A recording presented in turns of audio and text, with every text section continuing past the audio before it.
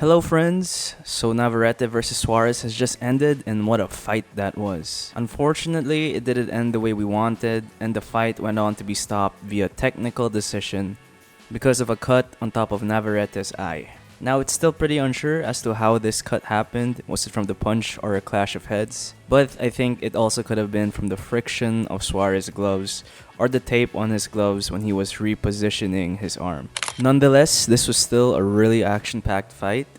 Navarrete started real strong and caught Suarez clean with a straight in the very first round, and his nose quickly started to bleed. In true Navarrete fashion, we once again got to see these unorthodox angles of his, which looked to really confuse Suarez early on. At first, Suarez would try to go toe-to-toe with Navarrete, but after a while, he started playing smarter and came back with some good counters as Navarrete was lunging, focusing more on basics and a good high guard to deal with Navarrete's awkward style. The missed weight cut of Navarrete was also pretty evident in this fight because he looked like one complete weight class above Suarez. But Suarez was still a game opponent, giving Navarrete everything he's got. However, Navarrete was a lot more loose and relaxed in there. You could see the stiffness of Suarez, and Navarrete would smoothly dodge his punches at times. Navarrete's liver punches were particularly effective, but after the cut, things would start to be more in favor of Suarez. Navarrete started getting a lot more desperate to put an end to the fight, which caused him to be more defensively irresponsible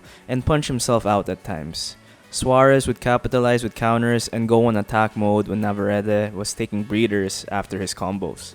The blood from the cut was really starting to irritate Navarrete as it was blocking his vision, and I think this also put a mental strain on Navarrete as he was constantly thinking about it, losing focus on the guy in front of him.